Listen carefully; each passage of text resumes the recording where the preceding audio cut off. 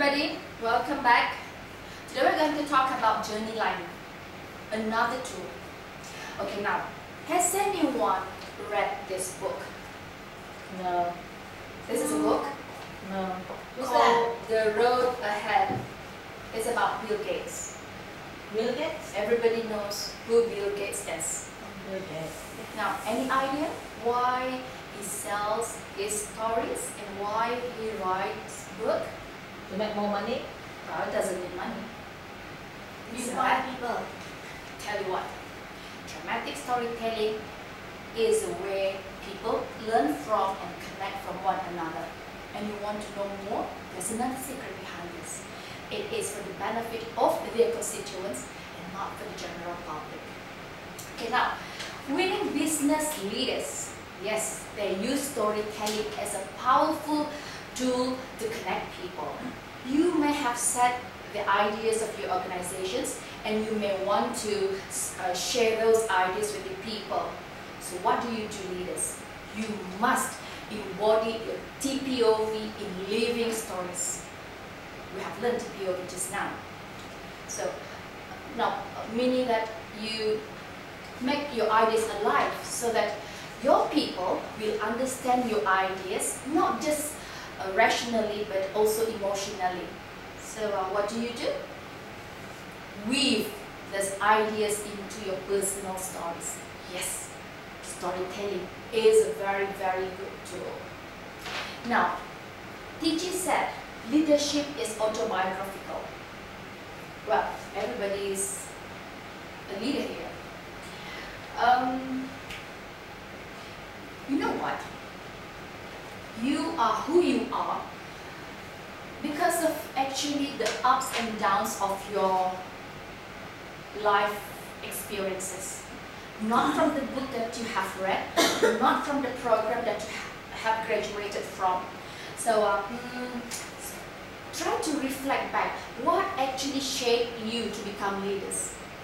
It is actually your tough experiences.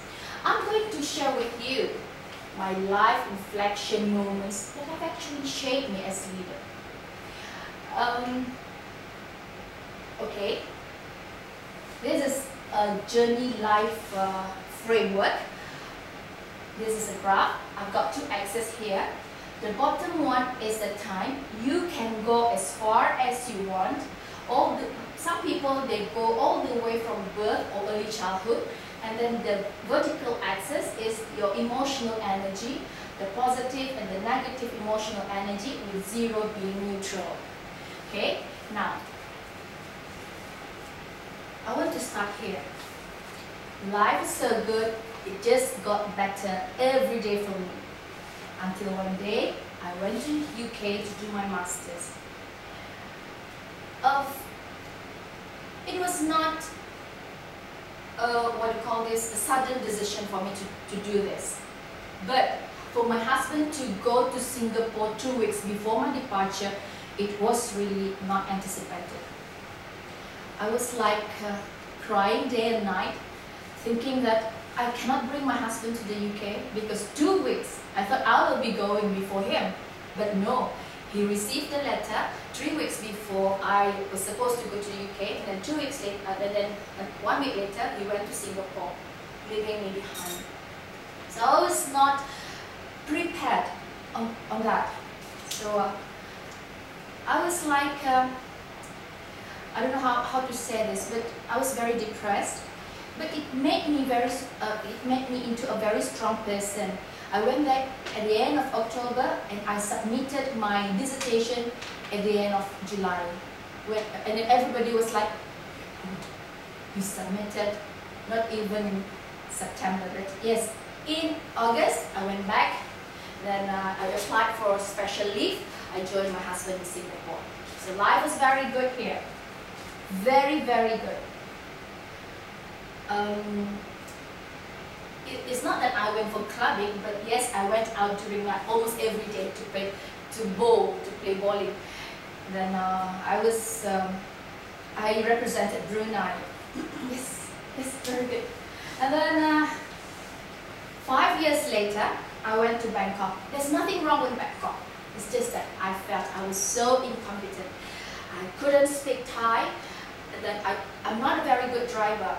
Bangkok, Thailand is very big, so most of the time my husband will spend most of his days outside Bangkok, leaving me behind to look after my children. That was very, very depressing because I don't speak a lot of Thai language, and then at the same time I have to drive. So there are many, many cases where I hate motorcyclists. So what I did, oops, I give money attitude. Yes. And then I went back for good. After 3 years, after learning Thai, I can speak Thai now. Nit noi ka, I can speak. And then it was very good. And then I went back to Brunei. And I mean, life here was very good, not here. Then I got back. Everybody was here. My father, my sisters. My sisters came back from Singapore. My other sister came back from UK. And everybody was here. And then my father passed away suddenly. Yes, he passed away. But what made it worse? 3 days before he passed away, he actually phoned me. My father passed away suddenly, as I mentioned just now. But 3 days before he passed away, he called me. Then he asked me, Romaiza, Iza, can you make Abba chendol? It's a Malay delicacy. Then I said, I'm a very spoiled daughter. And then I said, can I do it later? So, and then on the very day, my father fall sick, and then he was admitted to the hospital, and 3 days later he passed away without eating my chendol. And you know how I felt until today. I swear I'm not going to make that delicacy, that kueh to anybody. The guilt, the feeling is there. It's very hard on me. And then I went to Perth. The reason why I went to Perth, it was my father's last wish. Go to Australia because I love Australia. It looks good on television, so I wanted to go to Australia so that one day I will be able to go to Australia.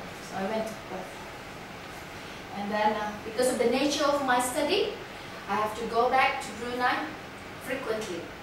14 visits, qualitative. I interviewed 250 children, and then towards the end, after 2.5 years, JPA stopped my allowances, housing, accommodation and subsistence allowance. It was very depressing, but little did they know that it helped me a lot. I swear, I promised myself that I will finish this in not more than 3 years. I did that. And then after that, I finished my PhD, and then at the same time I built a house, so I'm now living in a house built on my own money. That's it. So now what I wanted to do is to go to every one of you, I wanted to go to the flip charts around the room, and I wanted to replicate the journey line framework, and I wanted to post your life inflection moments in the framework. You may want to start doing it on a piece of paper first, and then if you're ready, post those on the flip charts. And I'm going to give you 10 minutes before you're going to describe your life journey to us. Thank you.